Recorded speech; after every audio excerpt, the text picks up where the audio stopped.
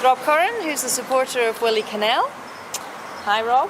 Hello. So, how's it been going the last couple of days? It's been great. I mean, Willie's been doing really well. He's been flying fantastically. How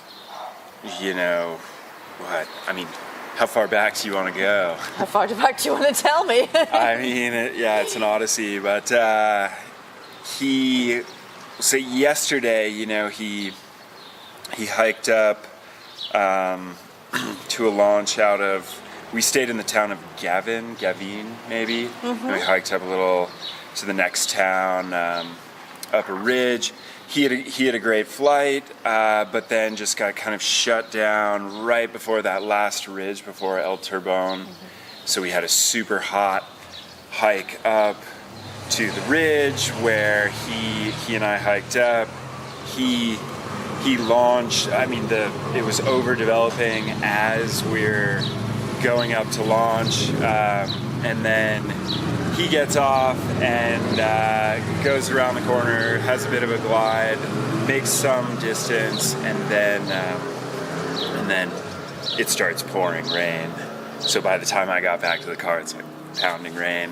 So that rain obviously forced him out in front, and then he spiraled down and landed. Then he put a big hike in the evening to get to the base of Turbone turn point where we camped. And then this morning he hiked that and waited up top. Initially was thinking, maybe he would get a glide off and try and slope land, top land somewhere else, but then thought, well, he would wait until the conditions really turned on, got thermic. He had a great flight. He somehow managed today to sneak through, I think, the middle of like two large, overdeveloped areas.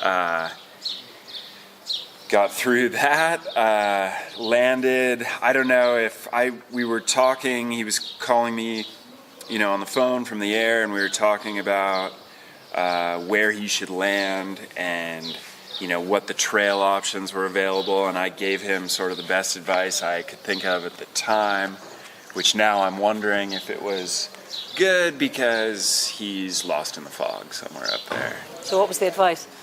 Well, it was just he landed in this town called Aulon, A-U-L-O-N, I think, and then from there we kind of only unfortunately saw a right-hand option, which has him up where he is now, but otherwise he could have gone over the Cold Baston, maybe. He could have gotten himself into maybe more of an area with established hiking trails where if it wasn't all that flyable this afternoon, maybe he could have been in a better position it might have been easier to navigate, I guess is my thought now. I don't really know, but I think that was the way that Jesse and a lot of those other guys took. So. Well, they all got lost in fog as well. Right on. Cool. So we're all in the same boat. Yeah. No, I mean, the visibility up there sometimes down to 10 meters. Yeah. So and I guess it's just the more established trail you can put yourself on, the better in that situation. So. But I have to say, it's incredibly impressive that he was at turn point 4 this morning, given the day it's been, and it's close to turn point 5 as he is today. I mean, that's really brilliant. And a lot of people have not made anywhere near that distance today. Yeah. Yeah, I think he squeaked through. I mean, I think he felt he was up in the Sierra de Chia, maybe. There's a big ridge. There's a town called Chia, and across from Turbone. Made a glide out, got on this large ridge system. There was overdevelopment happening there. He headed out to the east and somehow managed to squeak around that. And he was kind of saying, I was in really nice air.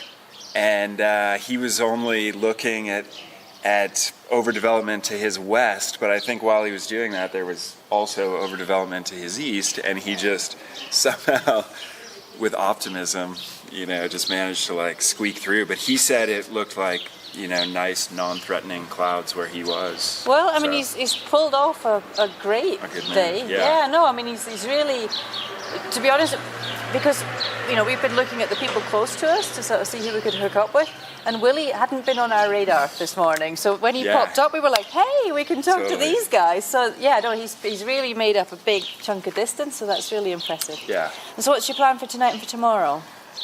Well, we'll see where he gets to. I mean, if he manages to hopefully get to the road, I think we were kind of looking at maybe where we think Toma went up, kind of not getting to the actual Col de Tourmalet, and then the road that heads up to the Midi from there. But there's kind of seemed to us a lower area, more closer to us right now, that maybe we could meet up there, and he could go up the trail from there. We think there's a trail. That's the plan. If not, I mean, I guess with the rules being the rules, if he's lost out there and then it gets to 9:45, 10, and he's still not at the road, I guess then me as a good friend and supporter, I'm supposed to go help him. Otherwise, he's, old and wet under a rock. That's not the rules. That's not the rules. The rules, I don't have to help him. Right. But once the rules are that he can no longer move and help himself in that sense, then I guess I'll it's always a put bonus. on my rain jacket. It's always a bonus when the guys are still talking to each other by the end of the we are. No, but if you abandon them tonight, it's probably not right. the best Then maybe plan. we wouldn't. Yeah, no, I think it would probably be quite nice if you went and sorted him out. Okay.